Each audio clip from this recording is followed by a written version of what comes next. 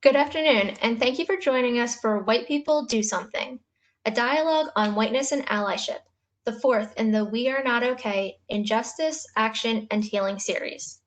Before we get started, I would like to provide some logistical information. Please note that if you are viewing this session on a laptop or computer, you will have viewing options in the upper right corner of your screen. You will be able to select between viewing the active speaker on the full screen, viewing the active speaker and thumbnail views of the rest of the panel, or selecting a grid view to see all speakers on one screen throughout the meeting. If you will be viewing our sign language interpreters, we recommend using the grid view. During this meeting, you will only be able to view and hear our panelists. However, we will be holding a question and answer session. To ask a question, you may select the button at the bottom of your screen that shows a square with a question mark in it. From there, you will be able to send your questions in a chat box. Questions will begin being answered once the question and answer portion begins. We will do our best to answer as many questions as possible given the time we have set aside for this meeting. If your question is not answered, please email us at dei@rowan.edu. At this time, I am happy to introduce the Director of Social Justice, Inclusion, and Conflict Resolution at Rowan University, Roxie Patton. Good afternoon, and thank you all so much for joining us today. Before we get started, I would like to acknowledge our President, Dr. Hushmand, as well as our Board of Trustees members joining us today, Chad Bruner and Barbara Chamberlain. This conversation is a sustained dialogue, and we encourage you to connect online with the hashtag #ReWeAreNotOK, and to learn more about the Division of Diversity, Equity, and Inclusion on our website at rowan.edu/DEI. Over the last few weeks, following the murder of George Floyd, I have heard so many white people in our community who want to get involved in anti-racism work and to be more active in supporting our communities of color. Across the country, we are hearing the call for white people to do something, and yet many white people seem to struggle with how to get started and how to center the voices of people of color in their work. In today's session, we're going to explore white allyship as a verb, so that we as white people can decenter our own white fragility and guilt in order to actively pursue racial equity beyond the hashtags. Joining us today, our panelists are Andrew Havrisko, Kate Kedley, Abigail Brous, and Kevin Koett. Thank you so much for joining us today, panelists. We'd like to begin by having each of you share a little bit about our topic from your vantage point.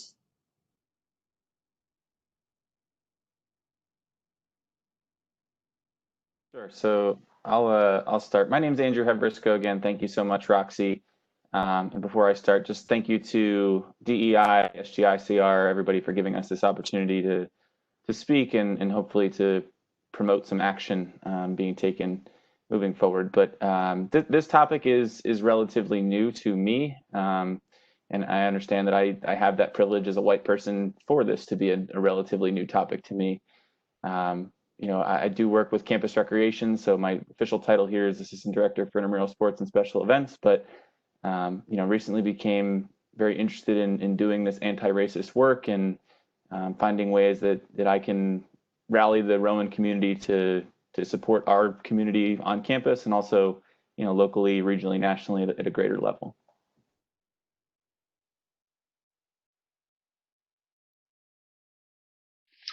Thanks, Andrew. I am Kevin Koett, and I am the interim vice president of student life and the dean of students here. I want to echo Andrew's words, thanking DEI for sponsoring this really critical series. I also want to thank each of you for being a part of this important opportunity. Certainly, we all know that our Black and brown students, faculty, staff, and their family members, and so many others are hurting and angry right now, and many of us are feeling that pain as well. So it's an honor for me to be here in support of those students and those individuals. This session, as I said, is really important as first steps for communication, but really, as Andrew was saying, we now need to take action. We now need to put these things, important pieces of information that we hear into action, and to make sure that it's not just a moment in time where we are having conversations. Important. but I don't take my role as this interim vice president lightly, in that we need to put these into actions. And I appreciate the opportunity to join hands with each of you so that we can strengthen the Rowan family. And certainly I'm saddened by the reason. I'm saddened as to the why we're here, but I am really thrilled to have the opportunity to move forward. And my role with advocacy, my earliest memory, I can actually remember in elementary school being disciplined for being an advocate for a student in Burlington, Iowa. I was being an advocate for a student of color, and was actually disciplined for that in elementary school. But more recently, since 1998, I've been a trained facilitator and working with the National Coalition Building Institute, and would love to have further conversations about that and how that might help in this opportunity. So thank you for being here. It's an honor for me to be here and have this conversation, and I look forward to putting what we talk about into action.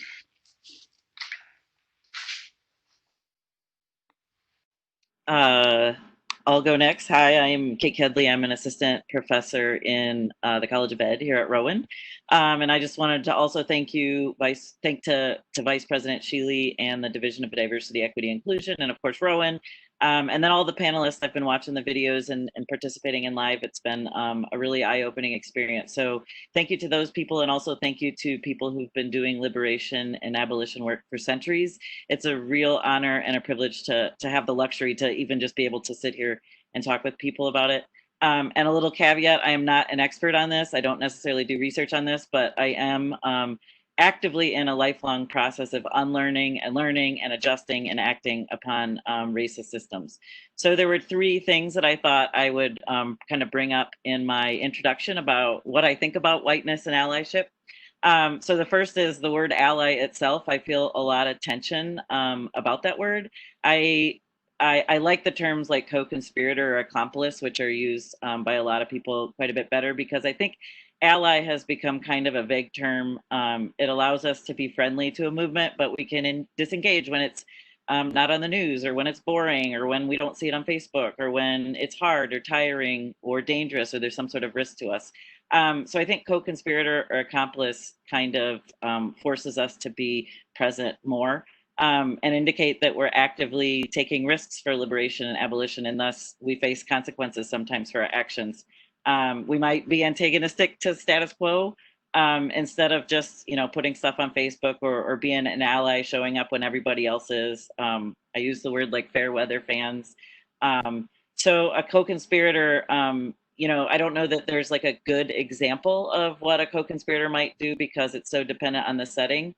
And it might look different from every trench from which you fight, but learning to look for ways and act upon them is part of that process. And you might risk friendship, you might risk a promotion, acceptance in certain spaces, comfort, or even bigger lifestyle changes. So I would like to think about that word ally today, if we have time, or after.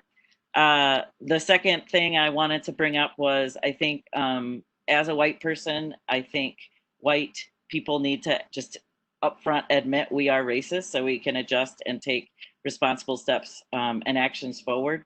I have a lot of students. I used to teach high school English. Now I'm at the university. And we grew up in a country founded and based on racial injustice, and it's written into our Constitution. So it's okay to recognize we aren't saints, that we all haven't risen above this somehow and escaped racist beliefs. So we all have these biases. And as a white person, my biases turn into racist actions because white people and people with white privilege, we have those institutional powers and structures behind us that turn our beliefs into power. And we can think of the example of the Karen that was in Central Park a couple weeks ago, who called the police on the Black man. She had a bias that had institutional power the second she made that phone call. So especially in my case, working at a university and as a teacher, it can have grave consequences when my actions are acted upon people of color, especially Black people of color, because of the institutional and cultural and social capital I have. I also think I owe a debt to people who have taught me, who've written books that I've read, who've modeled for me. I have hurt people. I'm 41 years old. There are many people that I've hurt, that I've been called out by. I have privileges that I've taken advantage of and benefited because of my whiteness. And so I really owe a debt because of the position I'm in today. and I have a responsibility to act on it. It's not enough to just to stop being a Karen, quote unquote, or a liberal-minded white person. I need to think of action. So in terms of like being an academic and a teacher, we need praxis, which is learning and reflecting, but also looking for action. And I also think that's on multiple levels. I don't think it can happen just in your classroom or just go vote. I think sometimes we have to betray institutions and betray structures and find resources to distribute that aren't, necessarily, the way that we're supposed to do it, but we have to find those places that we can. And then the final thought, over the last few weeks, I've participated in a lot of conversations, and there seemed to be a lot of centering of whiteness and centering learning, but not action. And I think it's important for white people to process and to learn and to grow. But we also have to look for moments when we are centering ourselves and teach ourselves not to do it, and teach ourselves to act. So there's no, you don't have to use the word ally or accomplice or whatever. Either you are or you aren't. You just have to make it part of your identity. So thank you for having me today, and I'm looking forward to the conversation. Hello, my name is Abigail Brous. I am a dual major in English and Education at Rowan University. I'm going into my senior year. I'm also majoring in American Studies and minoring in history. Throughout my life, I've always had a very intense interest in American history, and of course, a part of that is the mistreatment of African Americans back from the time of slavery until now. But unfortunately, at the elementary and high school and middle school level, you don't really get exposed to that. So when I came to college, I kind of made it my mission to learn more about it. And for me, that meant researching it and writing about it in every single one of my English classes. This past semester in my senior seminar for American Studies, I wrote an extensive research paper on how the city of Philadelphia and the National Park Service have purposely kept the city's Black history hidden from the public to maintain an unblemished image of complete liberty and freedom. And this image that Philadelphia has created has also kind of served as a microcosm for the entire United States, because we pride ourselves on freedom and liberty and having those qualities.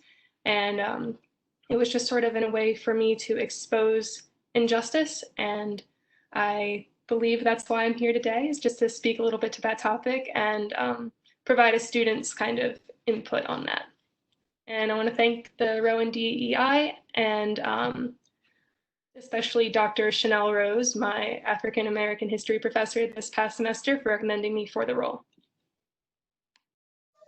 Thank you all so much for sharing with us. I think I'll get us started with a question from our participants today, which I think is a really good foundation for us to all have common understanding of the language. How would you define racism? Is it just discrimination against someone of a different race, or is there actually more to it?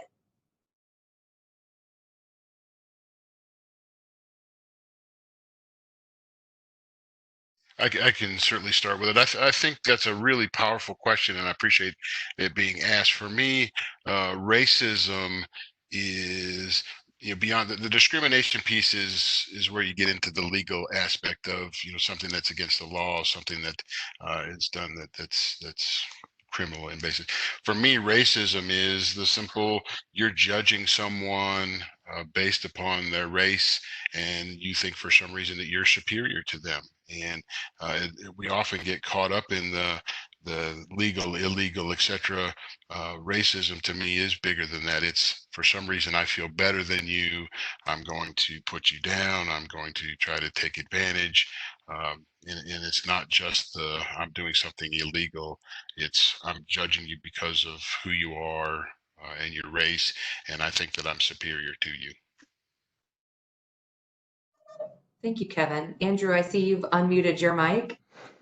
Yeah, I just to add on what Kevin said, I think this is it's both conscious and unconscious as well too. So it's not necessarily the overt racism of the past where there was objectively racist individuals that were displaying signs of racism day in and day out. I think in present day form it's become a little more hidden, I guess you would say, and to me that's the more dangerous version. because it becomes a little bit more convoluted as far as, you know, people trying to claim that they're not racist when we kind of all on the panel agree that everybody has some level of inherent racism inside of them, and being a white person and being okay with accepting that fact, but also learning and educating yourself on how you can actively work against those biases and institutional systems that have been in place since the Mayflower landed, you know, in the 1600s. So it's an ongoing process, I think, and I don't think it's limited to discrimination. I think it is systematic in nature and has been around for centuries.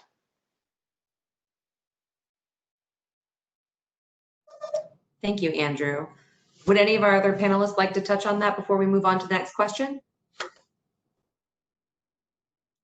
Okay, so our next question is, from your experience, what are some of the barriers that prevent white people from engaging in strong allyship for Black and Brown individuals?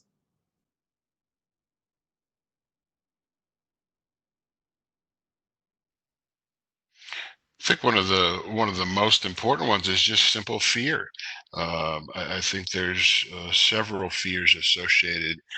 Fear of, you know, will I lose my status if I speak up? If I say something, you know, it's naturally ingrained in us as human beings that, you know, we don't want to be the, you know, I don't know if anybody's familiar with the work of Jane Elliott, but Jane Elliott does some great work, and she asked the question of, you know, how many of you would want to be treated as we treat Black and Brown people in our communities? And typically nobody raises their hand.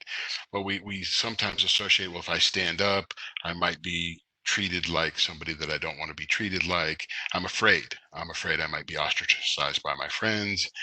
I'm afraid I might not say the right thing.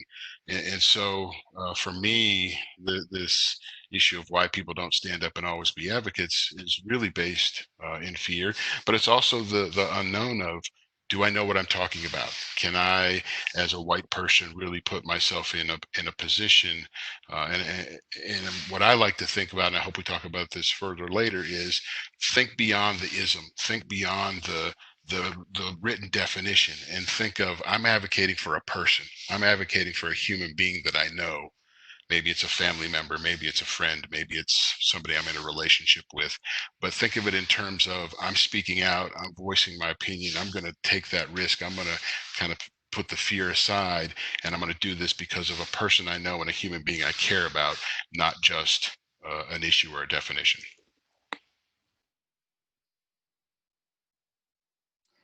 Do we have time to offer a second response on that? Yes, absolutely. I agree. I think there's a lot of fear with people who identify as white in terms of acting out against racist structures. But even a stronger issue, I think, is that we're just simply blind to it. I always assume that I am acting because of my whiteness. Like, there is no situation in the world where I can consciously like betray my whiteness or not benefit from it. So like in every setting, I am constantly thinking, how am I benefiting from this? How am I using it, et cetera, et cetera. Even if I don't like see it logically, I can make that assumption. And I think it's really hard to do that because probably my subconscious does not want to lose the privilege that I have, right? Like, why would I act in ways that would undermine my own family or my own home, my own position in society, or my job? I mean, logically, my whole life has been set up to not do that. And so I think that there's something about our subconscious that does not allow us to, act in ways that actually would take away some of our privileges. I think we will do whatever we can. We will scramble in whatever ways we can to maintain those privileges. And it's really hard to work against that, even though we're actively, working against it. Our subconscious, collectively and individually, I think that's one of the things that prevents white people from moving on these issues. Thank you, Kate and Kevin. Kate, I have a follow-up question for you. Can you give us some tips on how we could recognize when our actions are white-centered? I think a lot of people struggle to understand what that means. So how can we recognize our biases when they aren't overtly racist? That's the trick, right? is finding ways in that we are acting that support whiteness. And I always say this to my students or when I'm talking, it is not about supporting my white skin or because of my white skin. It's supporting norms that we have that have been built up over 400, 500 years of white patriarchal systems, ruling us or leading us.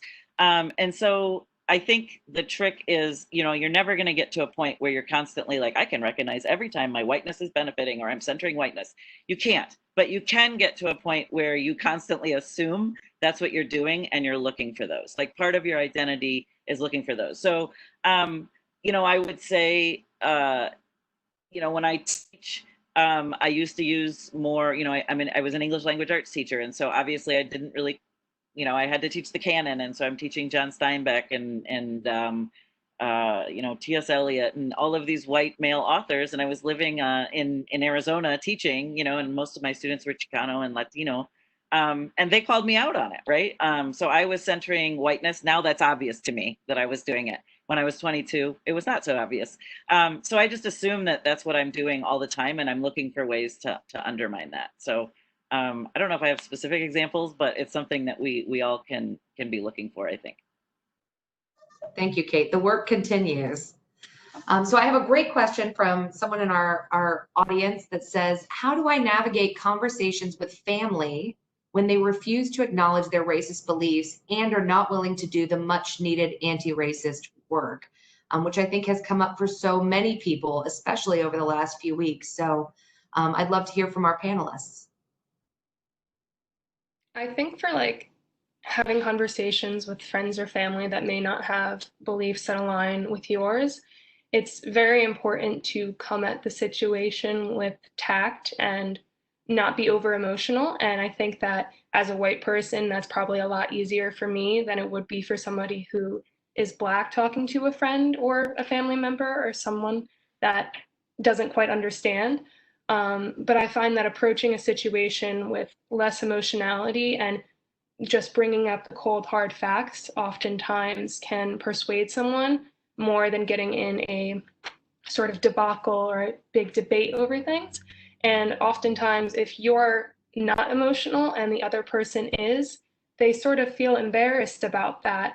And it kind of allows them to take a step back and think, am I overreacting right now? Do they have a point? So it's definitely better to manage your emotions the best you can to try and get your point across, at least from my perspective and how I've been trying to deal with things. Thank you, Abigail. Andrew? Yeah, I mean, this hits home for me specifically because I have family that runs the spectrum from as far left and as far right as you can possibly go, and just watching the tinder box get lit online and just knowing what's coming. For me personally, I think it's a matter of trying to maintain some level of civil discourse as we go through some of these conversations, and just having that understanding that some of my own family members and friends of mine they have different lived experiences than I do, and they're still human. So I'm not going to totally write them off as like this is a lost cause, but at the same time, some of my energy and efforts have to be placed elsewhere. Otherwise, my blood pressure is going to be too high and I'm going to be in the emergency room. So understanding, where to pick and choose those battles from, and trying to at least start in a place where the other side is at least open-minded enough to consider another perspective, and not just feel like I'm beating my head against the wall in trying to get my point across, has been effective for me, at least with family and friends that are close to me that, I value their opinion. I may not agree with them, but I can have a reasoned argument and have some backing to what I'm saying and hear them out, and we can have a mutual appreciation for one another. But it's easier said than done at times. And I agree. And I think one of the most difficult things that we have to be able to do is kind of what Andrew was saying, is be able to put our emotions, and I call it our baggage, on the back burner and really take the time to understand, why is a person saying this? That's hard work. But if Andrew says something that I find to be offensive, for me to say, Andrew, tell me a little more about that. Tell me your perspective on that. Tell me your story. Um, one of the things I talk about is we're all kind of like a jukebox. We all have records that play based upon our experiences and who we are. And let me understand those before I start to do that work of maybe having an impact on you and trying to challenge your thinking. First, I've got to understand why you think that way. I've got to understand what your records are that have you in that place, and then have a conversation. So really what I would challenge people to do is have that conversation with somebody, understand why they have the perspective they have, even if it hurts your soul that they have that perspective. Understand the why first, and then start doing the work of, okay, now let's address it. Now let's talk about it. Let's try to figure this out. I also think it's effective, won't ever compare levels of pain. Certainly what a Black or brown person has experienced in life is nowhere comparable to pains I've experienced in my life. I won't pretend that that's true, but also to challenge people and say, Roxie, tell me about a pain that you've had in your life, and tell me what happens when people exploit that, or when people press on that pain. How does that make you feel? Now let's try to get you to understand how others might feel in the pain of the terms you use or in the beliefs that you have, and trying to apply and get some of that empathy working, I think helps as well. Thank you all. Certainly, because of the fragility of whiteness, when whiteness is called to attention, whether that's in individual racism or systemic racism, emotions can wreak havoc on having a productive conversation. Earlier, one of our panelists referred to the colloquial term that's going around right now, which references particularly white feminism, white liberal experiences, and how particularly we've seen over the last several years, white women respond to Black bodies by calling the police. And that term that's sort of made its way around is referring to someone as a Karen. And for those who have been following social media, you might have even seen where some white women are saying Karen is a slur akin to racial slurs. So what I'd like for us to take a minute and talk about is, why do terms like this evolve, and how should we be responding to things like being a Karen? Since I said the Karen, I can address that. And there's a couple other comments I have seen in the questions that about some things I said. So I think they have come about because there is, in the United States, there's a large middle class, and we are all complacent. And I will be honest, I am a queer single parent of 3. And Trump has been president for 3 years, and my life, actually, my day-to-day life has not changed that much. And so I can go to bed, you rest easy or whatever. And so I think like that's how many of us, I mean, we're angry, we're out in the streets, we're protesting, but like when it comes down to it, we can go to bed and rest easy. Like we would actually have to give up a lot, and so the white liberal, the Karen, I don't mean that necessarily as a slur. I know a couple people took offense to that. I think it's just a description of kind of like a complacency about like who we are. I'm queer friendly, I'm anti-racist, but when it comes down to it, I will use the power that I have in the service of my position in society. So I think, those terms come about for that. I also saw a couple people talked about, instead of using whiteness and blackness, let's use skin tone.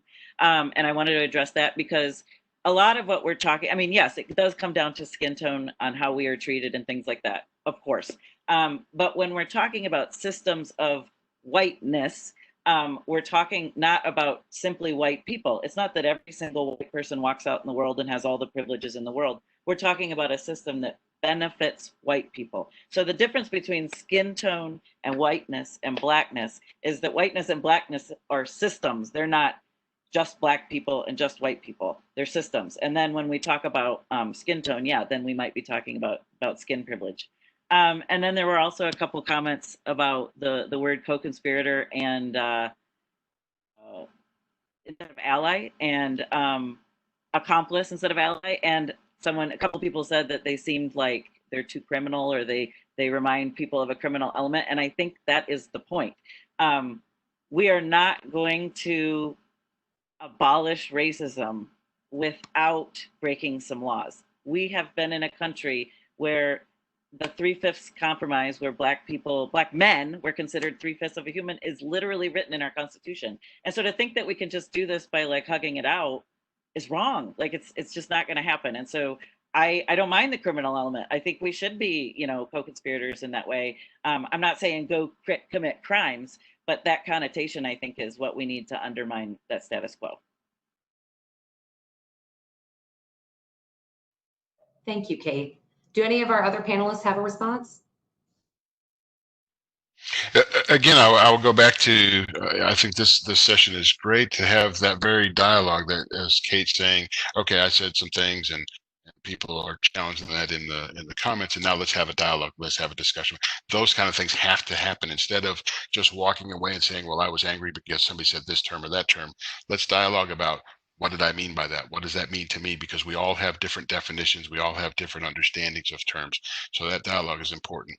And although I agree with what Kate's saying, I also want to make sure that I'm advocating for, we're all going to be on different levels. And so I think we have to work within our sphere of influence. For some people, it might be more of that confrontational, I'm bold and I'm going to go out and do some things. For others, it might be donating money. For others, it might be, you know, working with their family and talking to their friends on that level. So I think it's important to for this work to truly be successful and accomplish the actions that we need to put in place.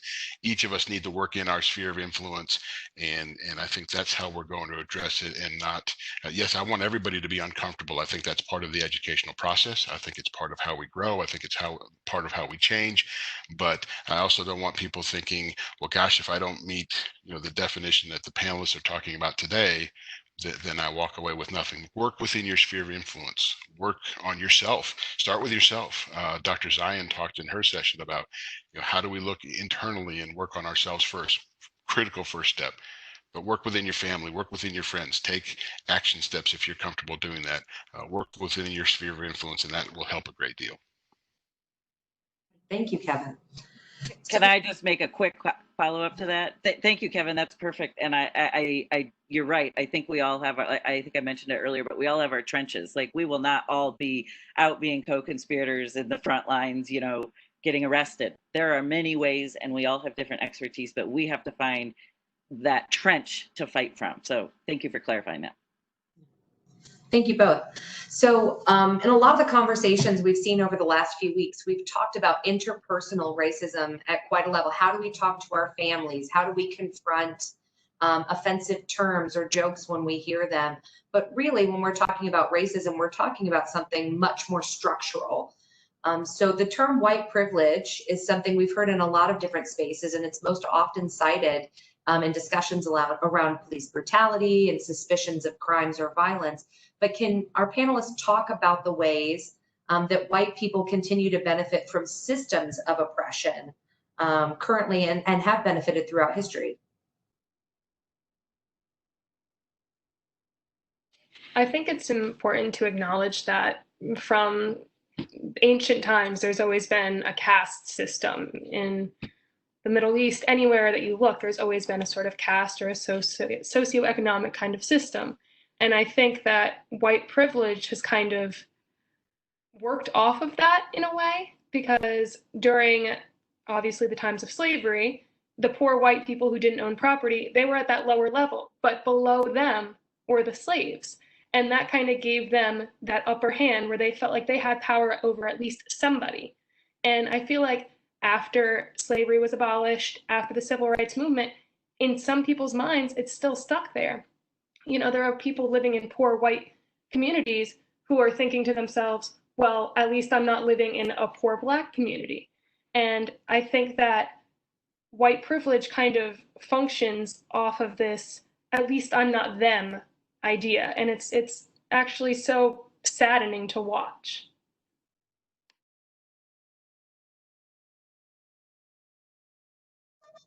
I know. I think the more that you dive into this topic, the more real and sobering it really becomes in today's society. And I know I mentioned before that I'm relatively new to research and looking into this field and this work, and it really is tragic. I mean, there's this runs the gamut from the healthcare industry where Black and brown individuals are not receiving the same. I mean, empirically not receiving the same level of care as those that are white individuals, and Black mothers dying at 2.5 times the rate of white mothers trying to give birth, and it runs to educational systems and everything else that's been in place in the United States for years and years. And a lot of that is not, like I said before, it's not overtly racist. It's not apparent to anybody who's not seeking it out. And I think the problem is white individuals have had the privilege to ignore all of these things for so long.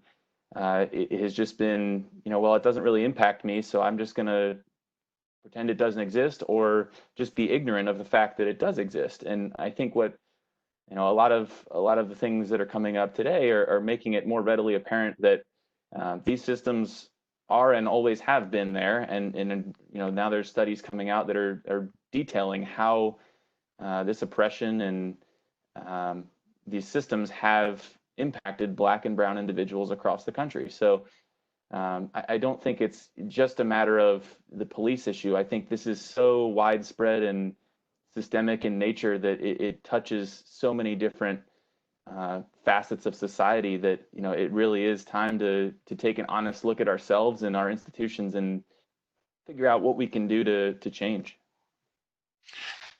I think, even looking at things like redistricting in the political sense, or the things that are going on in the housing industry, that's why, and I agree with what my fellow panelists are saying.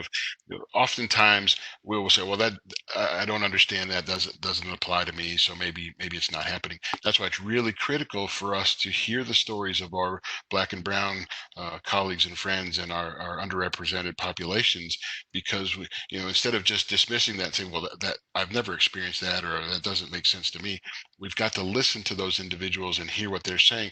We had a great story early in the week of a young man talking about just going to get tutoring, and feeling like I'm paraphrasing, but feeling like I'm stupid out of no fault of my own because of the educational system I came through, and I'm embarrassed to ask for tutoring. So listening to those stories and hearing those stories, that doesn't apply to me. I haven't felt that way, but gosh, now I can advocate for you. I can hear your pain, I can hear your story, and that makes some sense to me.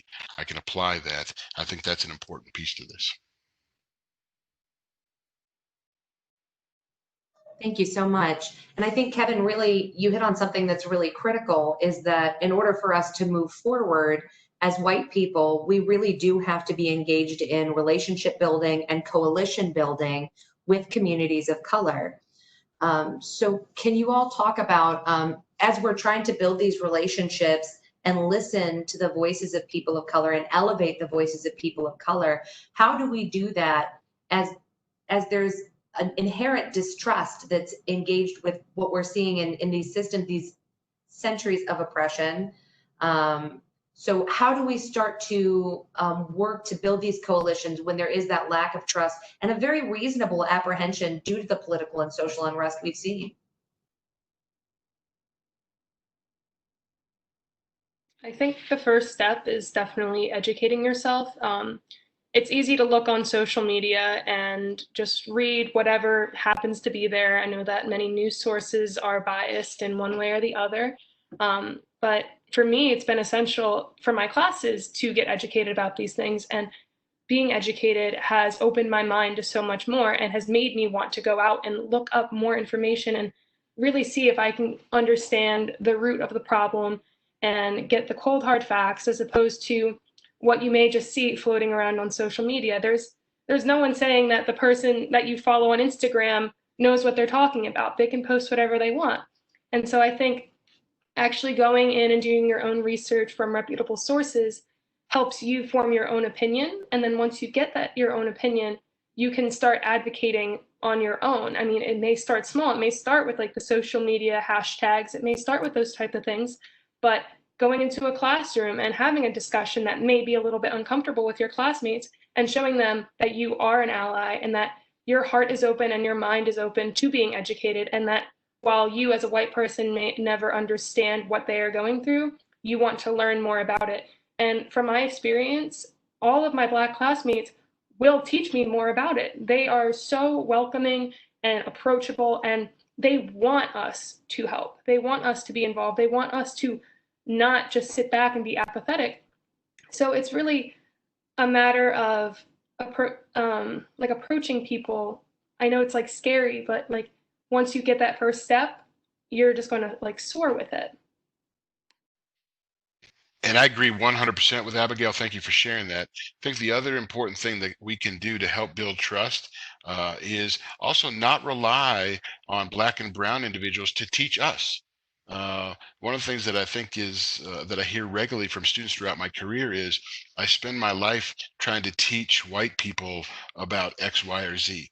Well, some of the onus I think has to be on us to learn the history of NPHC organizations, learn the history of Black and brown students in higher education, learn why historically Black colleges and universities became to be a reality.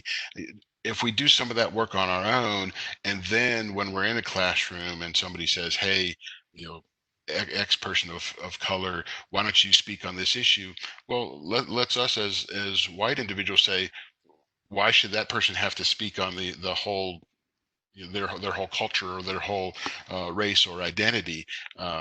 Start to challenge some of those, but we've got to educate ourselves first. We can't always rely on our Black and brown friends to educate us, and I think that's something that starts to build trust when we start to put in the effort, when we start to have that sincerity of, I'm going to partner and I'm going to educate myself. I'm going to work on myself. I'm going to be real and honest and say, you know what, I might make some mistakes here, but please help me and please confront me and please have a conversation with me. I think those are all important things that are going to help build trust. And then as the vice president of student life, in my role is that follow through piece, to be able to say, okay, we had a conversation. You entrusted me with some information. You gave me a gift by sharing some concerns. Now I'm going to follow through and make sure that we have continued action and dialogue based upon it and not just leave it at that conversation. Just going back to the point of trust that you brought up, Roxie, I think, again, education is key, like everybody else said, but I think just understanding the position and the where Black and brown individuals are coming from and their reason for lack of trust. I think one of the things that white individuals specifically need to be aware of is, we aren't going to get and are not deserving of any kind of medal or a praise for showing up to this conversation in 2020. This has been going on for 400 years, and so there's a right to be apprehensive for people of color in this, because they've seen it happen over and over and over again. And just because these events are recent, you have to understand that there is a justifiable apprehension that they're facing when we say, yeah, we're here to help. How can we help?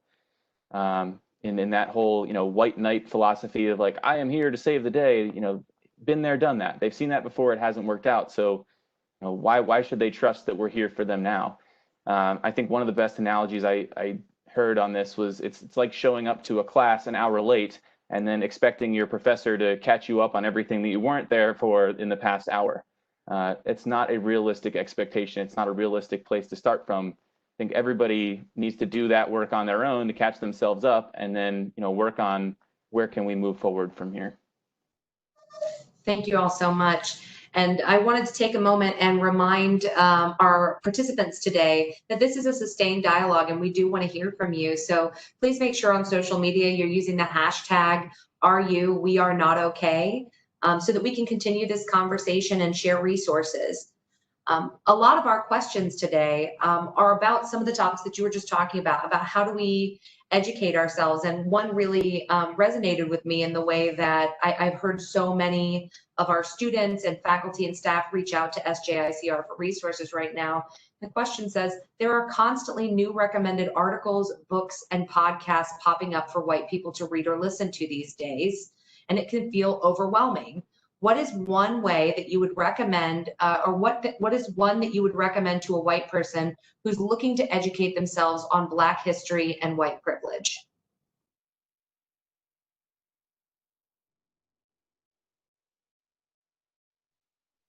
Are we limited to just one, Roxie? Is it?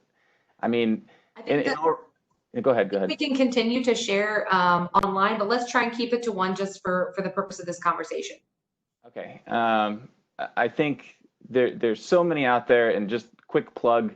I know the Rowan history faculty just developed a gigantic list of race relations in America. We just posted it to our blog. So if you haven't seen that, go ahead and check that out for a more comprehensive list. But one that I just recently started getting into is the Dear White People on Netflix. I'm a couple seasons into that now, and I think, just for perspectives in general, it's a different perspective, things that I had not considered before, and as a white person was never confronted with. I think it's an easy entry point. I'll cheat and give you a book too. I think White Fragility is kind of the entry point for that as well. So if you're looking for something to read, to me, White Fragility is kind of the basis of understanding how we got here and what it looks like today.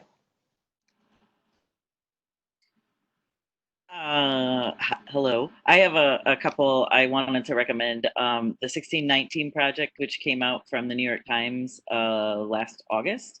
I'm not sure how many people are familiar with it, but I've been using it in classes. Nicole Hannah-Jones is a journalist. I think she just won the Pulitzer for this project. And she did a project about 400 years about how Black people and Black culture built the United States without getting any credit, right? So there's so many resources about where, the history of music, the history of housing, the history of neighborhoods, the history of that. I think that that's a good topic. And as a teacher, I have this book by Bettina Love, We Want to Do More Than Survive. So I'm constantly reading her work and centering Black women of color, Black queer women, Black trans people in the ways that I'm looking for resources.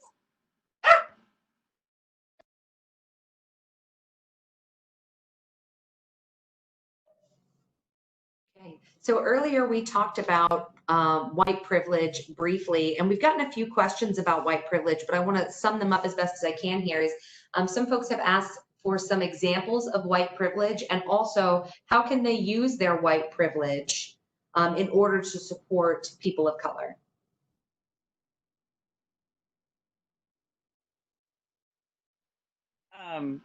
So I think one of the things that I've learned from other white people is that when I didn't grow up going to marches. I did not grow up fighting for Black lives. I grew up thinking, well, I'm not racist, but I'm not even sure. I grew up in like a cornfield in Iowa, so I'm not even sure I met people from the African American community until I was well into my adulthood. And so I think it's something that we are constantly trying to move it forward. And when I remember back to the times that challenged me to be better, it was when I saw other white people being bold and being strong, not, hemming and hawing. Oh, I'm not sure, like I support it, but, or this and that. It was when people were bold. That doesn't mean that I always agree with them or that I just stepped into line with them, but it did show me like, oh, it's okay to stand up for these things. And so I think, as white people, we need to start being vocal without taking up the space of people of color, especially Black people of color, in these spaces, but for other white people. Our job should be getting other white people to get on board, because, to be honest, I think like the Black community has it figured out. They know what needs to happen. It's white folks that we need to be educating. So I think we should use our privilege to be bold to other white people. Surprisingly, I'm like Kate. I grew up in Iowa as well, so maybe there's a theme there. But I agree. I think it's hard to necessarily say, okay, well, this is an example of white privilege, not white privilege. There are plenty of examples, but again, I'll go back to the power of a statement that was said in one of the earlier sessions by a student this week, when he said, "Every time I walk out of my house, I have to pretend to be somebody I'm not." I've never had that experience. I walk out of my house. I don't have to pretend. I don't. And so I think that's the best example of white privilege. Of people of color have to put on different hats based upon the environments they're in. If they're in an interaction with officer, if they're in an interaction with in an educational setting, they have to be different personas, whereas white people don't typically have that experience where we have to be different personas based upon interactions with police, educational systems, etc. I agree with Kate. I think the best way we can use our white privilege is to step up and be a voice, and this is true of any issue. The people who are impacted by that issue, let's use racism in this category, or discrimination based upon race. Well, of course, Black and brown people are supposed to speak against that. But when I, as a white person, speak against that and make statements, then there are more people who are white who are going to pay attention and look and say, okay, well, let's think about this, as opposed to, well, he's supposed to say that. Same thing, if there's an issue of sexism, if a female speaks up again, well, they're supposed to, because the discrimination is directed towards them. Whereas if I, as a male, stand up and say, hey, this is wrong. So being able to challenge our sphere of influence to say, I'm going to stand up, I'm going to advocate for this, I'm going to say this is wrong, I think has a powerful message, and being able to use those opportunities to be in venues that Black and brown people may not be in or may not be comfortable being in, to be able to be a voice, to be able to challenge systems, I think is an important role that we have to play. And I think that's another example of white privilege in itself, the fact that another white person talking to a white person and one person is standing up against racism, they're more likely to listen to you because you look like them as opposed to somebody else. And I remember, I think it was back in like 2010, it was probably like my first real experience with like kind of weird undertones of racism. I was on like Facebook or something, and someone made a post like, look up professional hairstyles versus unprofessional hairstyles. And on Google Images, the first thing that came up for professional was a white woman with her hair tied back. It was straight, like no curls or anything to it. And then you look up the unprofessional hairstyles, and it was often a Black woman with curly hair. And this also kind of goes to that idea of marketing and media, because up until a few years ago, we didn't see Black Girl Magic come out. And that movement strived to empower Black women because there weren't advertisements, there wasn't marketing geared towards them. They were taught that being white is beautiful or having straight hair is beautiful, and there was no marketing towards them. And in that situation, it makes you feel inferior because you can't do anything to change the color of your skin. It's a pain when you're African American to try and straighten your hair. So having that Black Girl Magic movement come about definitely helped with that. But that's just another kind of undertone kind of example of white privilege. Thank you. I think it's so critical that white people take collective ownership for dismantling racism. As Dr. Martin Luther King said it, who's often misquoted or misappropriated right now, but who said, no one is free until we are all free. There's an intrinsic link between privilege and oppression. And so I think this next question really helps us to think about that. We are at a predominantly white institution, or a PWI. Many of our faculty and staff are white. And so someone posed the question, what are some practical steps that we can do to change how a predominantly white teaching and administrative staff see and think about the needs of all of our students of color?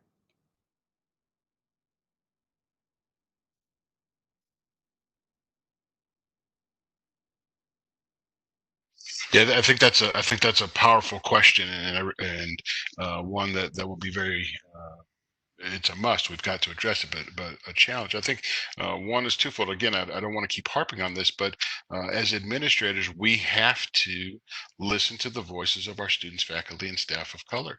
We have to be willing to give opportunities. It shouldn't take the death of a human being for us to be having these conversations. We should be having these conversations on a regular basis, just simply saying, how can we be better as an institution? Rowan University is dedicated to diversity and inclusive excellence. It's part of a core tenet of who we are, but we've got to demonstrate that through having these conversations, being able to intentionally work with students and listen to what they're saying, faculty and staff listen to what they're saying, and not have a tragedy be the result of these conversations that we're having. The challenge, and again, this goes back to trust, and But the challenge is also for our Black and Brown faculty, students, and staff to come forward as they are now and saying, hey, this is a concern we have. We want this addressed. We want this looked at. And then for us to follow up on that, that's difficult. It's hard. I'm not suggesting in any way that that's easy, but being able to give us the opportunity to say, this is something I want looked at. And our Black and Brown faculty and staff, they're tired, they're exhausted because they continue to hear these concerns, they continue to hear the voices of our students. And I hope that our students, faculty, and staff would look at this panel, look at others and say, well, I'm gonna give these individuals the opportunity to help me as well and be able to walk the walk, if you will. Again, let's go back to actions. If I put myself out there as the Dean of Students and say, I want to be a part of this, I want to be a part of actions and moving forward, then I hope that will be at least a spark to some students to say, all right, I'm going to make him put his money where his mouth is. I'm going to give him some information. I'm going to talk to him. I'm going to give him the opportunity to make this better. And that's going to take time. Again, I think Andrew and others have made great points about trust and the long, deep-seated pain associated with that. But now's the time. Let's take advantage of this terrible, terrible time in our country to start to chip away at this. And I think that's important too for us as administrators to intentionally seek out feedback, and for students and staff and faculty of color to give that feedback so that we can try to make things better. I think that in an educational space, like I said, I used to be a secondary teacher, and now of course I'm at the university setting. I think there's really like two things that we need to do. Individually, like as an individual white person who walks around on Rowan, like I need to remember, I kind of mentioned this at the beginning, that every single action that I choose to do is based, like I need to assume off the bat, I have racist assumptions about what's happening and my actions are based in that. And so like constantly checking yourself. I also need to remember that when I do act upon them, like because I have the power of the institution behind me, because I have the power of 400 years behind me, they might have a heavier hit on students of color, especially Black students of color. And so as an individual walking around campus, that's something I'm constantly trying to do. And then I think we also, I mentioned it before, that we need to be working on multiple levels. It is not enough for me to walk around campus and be like a good white person or a good white teacher. I need to be out in other spaces besides my classroom, besides campus, whether that means going up to Trenton and advocating for, you know, X, Y, or Z that would make it better and easier accessible for students of color to get into classes or whatever, or whether that means I'm voting, or whether that means I'm going to DC, or whether that means I'm marching, whatever it is from your trench, but it has to be on multiple levels. You know, we talk about triangulation. We can't just say like, oh, well, in my class, I do this, or I'm working on being a better person. Like, go and find that second and that third space and make moves in there. That's what I kind of think about educational spaces. Thank you for that. And really, Kate, as a follow-up, I was hearing you talk about like it's not enough to just be a good white person, right? And what that really harkens to me is the quote it's not enough to be not racist. We have to be anti-racist. So I wanted to pose that back to the group. What does it mean to be anti-racist?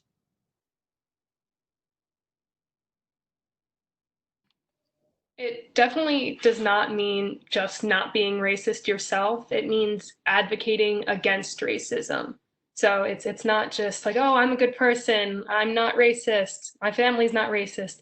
It's going out and having those tough conversations with people who may have bias or may be racist, and advocating for those who may not be in that situation themselves. If you see racism, speaking out against it.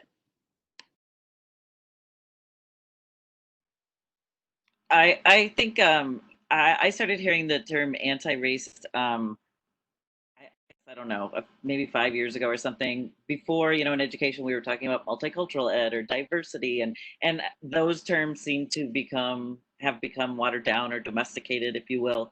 And so like co-conspirator or abolitionist or accomplice, I think that something, you know, terms like these, I think we need to move to anti-racist because multicultural ed lost its ability to like force change. And I think like they say, the revolution is permanent, right? So like in 5 years, we may have made big gains in anti-racism, but something else will pop up. And we have to constantly be on our toes, looking for, what it is, making sure that we're, working on stopping those oppressions. And so anti-racism right now indicates an action. In 5 years, it might, and everybody's anti-racist, we're all doing this work. Well, then we need to keep pushing it, so that there's another step forward. So. Yeah, I agree, and I think for me, it's if I'm not racist, that's focusing on me. That's focusing on me, the individual. If I'm anti-racism, then I'm doing my job as an educator. I'm actually going out and trying to help others understand that I'm trying to address systemic and unintentional, and I'm addressing it on a scale that's beyond me. It's not just internalized to myself. It's I'm dealing with slurs. I'm dealing with jokes. I'm dealing with systematic problems, and I'm going out and helping others understand issues, concerns, and how they can get better in addressing things through action items, not just focusing on myself.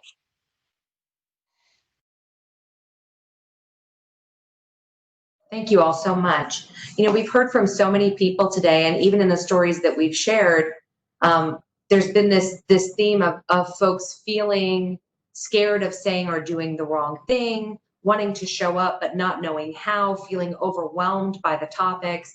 And it can really lead to this sort of sense of white paralysis.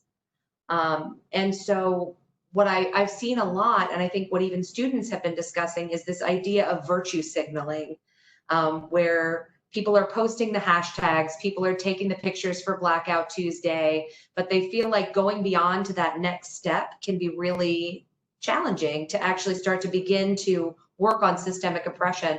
So panelists, what strategies have you utilized to push through white paralysis, and to actually engage in intentional action, that our participants could utilize?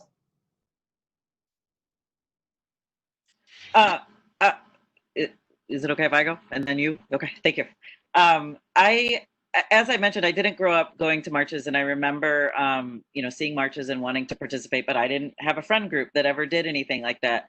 And even in the last couple of weeks, I've had a couple of people that, white people that have texted me and said, like, are you going to any of these marches? Like, I've never been to one and I feel like weird going, but like, could I go along with you? Or could you find someone that I could go along with? And I think like that could be a first step. Go and stand kind of in the back. You don't have to be up at the front, confronting the police, but you could be a person there. And so looking for little ways to get involved, I think can push you out of your comfort level, a little bit, and you can find your space. You can find that trench to work from. It might not be protest. It might not be on the front lines. You might always just be the number that makes the protest really big, and that is fine. I also think, in terms of social media, a lot of people do kind of just, it's like a fair weather fan type of thing. These things come up and we're all abolish ICE for 6 months, and then, no kids in cages. And then now we're Black Lives Matter. And then what's the next thing? And we kind of just all jump on that bandwagon. And one way that I try to force myself to deal with that on a more permanent basis is I have intentionally gone through and followed like the most radical Black people on Facebook and Twitter, and on the radical queer people and the radical, whatever they are. And I don't always agree with it. In fact, a lot of times I get uncomfortable reading it, but it has naturalized these conversations for me that they're happening all the time. It's not something that came up because of George Floyd. It's something that's happening in these places for many decades. And in some of them, even they say very, this is a setting for Black people to talk, white people to listen, and white people, you should send $5 every month as a reparation and for educating you, right? So there's lots of ways I think that you can kind of learn to get familiar and comfortable doing those actions little by little. It doesn't have to be big. You don't have to go tomorrow and organize a rally. In fact, you probably shouldn't, but you can start, little by little. And I agree with Kate. I can't stress enough the importance of read and listen to things that you completely disagree with, just to get your brain thinking and work in that piece so you're seeing other sides of issues and concerns. But I'll go back to, I think for me the most important way to get rid of paralysis is, again, humanize what we're doing. I love Dawn. Dawn's an amazing person in my life. And instead of trying to take on the institution of racism or sexism or whatever ism might be on our hearts at any particular time, that I'm advocating for Dawn, my friend, a person I love and care about. And that takes the paralysis away. We're a triage society. Think of all the examples of triage we have, whether it's bills we have to pay of, if I'm struggling financially, am I going to pay the electric bill or am I going to get some food for my children? If I'm going to a hospital, I'm going to take the heart attack patient before I take the Brous patient. Help understand that piece. The triage is, I'm going to fight and care about people that I love and are important in my life and act on their behalf, not try to paralyze myself with this overarching thing that I might see that's too difficult and too cumbersome for me as an individual. So I would say the way to avoid that paralysis is fight for the ones that we all have got people in our lives we care about, we love, whether they're peers, whether they're family members, whatever they are, advocate for them. Use them as your energy. Be the person that's going to fight and be their resource. I think that's an easy way to get rid of that paralysis and care about people on the humanistic level. I would say that's my recommendation. I think another thing is just taking that first step and kind of having those difficult conversations, even though it may be tough and even though you may misspeak. I mean, literally just 20 minutes ago, I said that white people should fight for Black people instead of with. And one of our audience members pointed that out. And I think when you misspeak like that, you just apologize and you move on. You acknowledge that you have made a mistake as a white person and you are going to fix it and you are going to apologize and move on. And I definitely agree with what Kevin was saying on the personal level, as kind of becoming an advocate for a person instead of a whole group. My cousin actually was adopted from Ethiopia, and he lives in North Carolina right now. So he's obviously facing some sort of racial undertones, whether it be like directly at him or just in his classroom where he's the only Black kid. So it's just kind of like taking those personal connections you have and reminding yourself, like, would I want to be in their shoes? What can I do to help them? What can I do to speak with them and have their voice heard through another outlet that is me now, you know? Yeah, and I think just echoing some of what others have said, just accepting the fact that you will fail, and it is not going to go well for you in multiple instances. I mean, I had mentioned before, I'm newer to taking on some of this work, and I have messed up more times than I care to admit in the past, time that I've been doing this. But just having that acceptance that you're going to say and do the wrong things and being willing to admit that and move on and do better the next time. I think the one other thing too is just that had been mentioned, that fear. Shameless plug for our AWARE group that we have started on campus for faculty, staff. I think the entry point just to having conversations surrounding race that white people have not been forced to take part in. This is kind of that entry point for any of those individuals. So anybody that is interested in just exploring your own whiteness, your own culture, what it has meant for you coming up, and how you can combat some things that you have learned through society or through your own family or whatever it is, that's kind of the space for you to come and explore those feelings, emotions, whatever has come up for you, and find ways to actively work against that and be an anti-racist. Thank you all so much. And I know, Andrew, the AWARE group has been wrestling with this next question. So I'd love to hear your perspective. And I'll expand a little bit on it from what our participant sent was, I understand that this talk is about white allyship, but why are we not asking people of color what they think white people should be doing to help? So I'll expand on that question as well to say, how do we as white people center the voices, needs, and experiences of Black and Brown people as we move forward in this work? Yeah, so definitely something that I wrestled with when we were creating the group, and was brought to my attention by the colleagues of mine, and I appreciate everything that we have gone through to get where we are now, and it continues to evolve and develop as a group. And I think the one issue that we faced is we're trying to explore our own whiteness and our culture of what it means to be a white person, and kind of look at that. But inherently, there's some level of racism in just creating a white group to talk about the issues of other individuals when we don't know, we don't have firsthand experience as to what Black and brown people have experienced, and we don't have that voice. So right now, Aware has kind of started an advisory group where we have white individuals, we have people of color, and we're looking for more people to kind of center those conversations around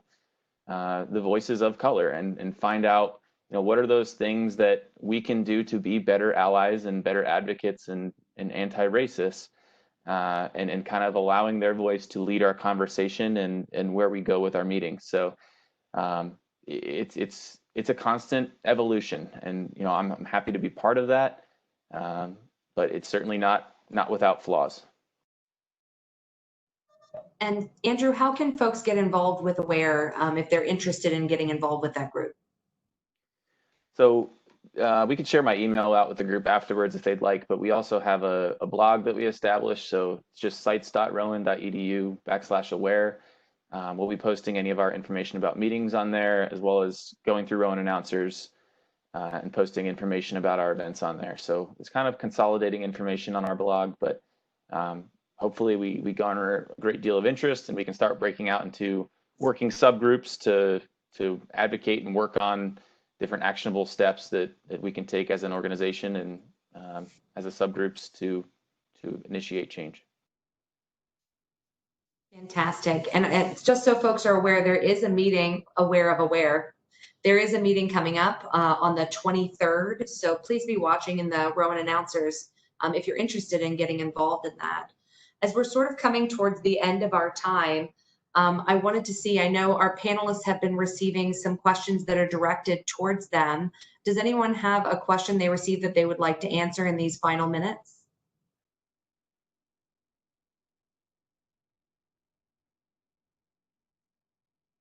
Okay, so then I'd like for us to just take a few minutes and have our panelists provide some closing thoughts, some advice and recommendations for folks as they move forward and continue to engage or begin engaging in the work of anti-racism as white folks.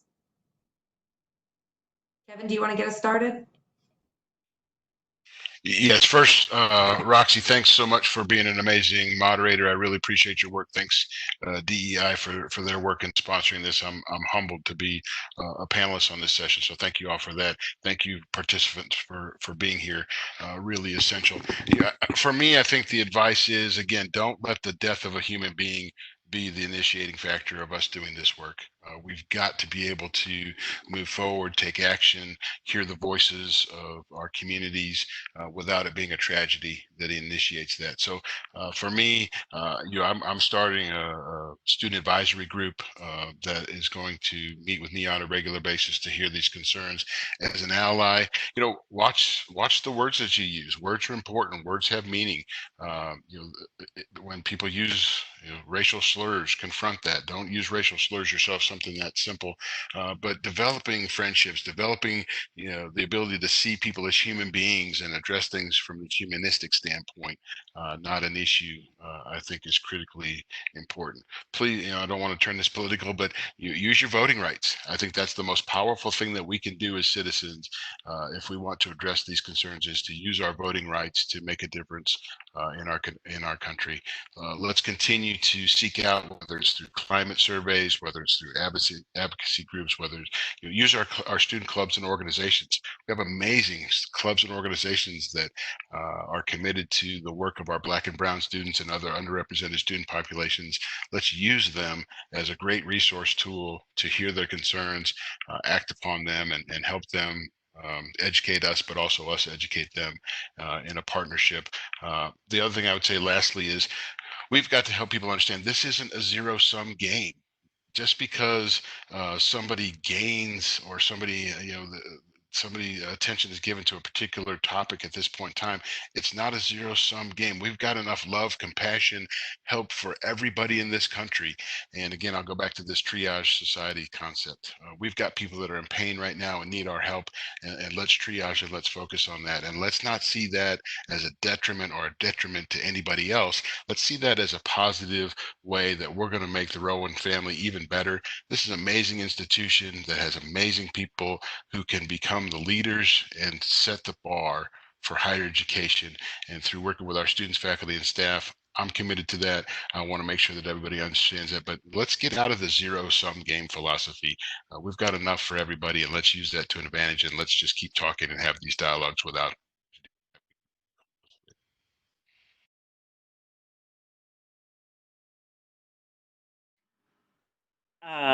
I guess my final words, I would have two things to say. First, I think it's paramount that we look to read and engage with Black culture and social media and books, and then find other white co-conspirators to find out what they're doing. I know John Brown was mentioned in a different panel, and he's my favorite person. Anytime I question if I'm doing something and I'm too nervous about it, I'll go read about John Brown, and I feel much more confident in what I should be doing and that it must be happening. And then the second thing when we were talking about trust and gaining trust from people of color, especially Black people of color, given the setting, I think we have to remember that, we want to earn trust and do the right thing, but we also should not make that kind of the goal. We're not doing it for like a pat on the head from Black people. We're doing it because it is the right and just thing to do. And so Black people may never trust you. Hopefully you're working towards that, but your work should not be dependent on whether Black people trust you in this setting or immigrants or queer people or whatever. Your work should be radical and abolitionist because it's right, not because you're trying to gain trust or something. So do the action, be confident that what you're doing is right once you've done the reading and once you've done the intellectual work. And thank you for your time.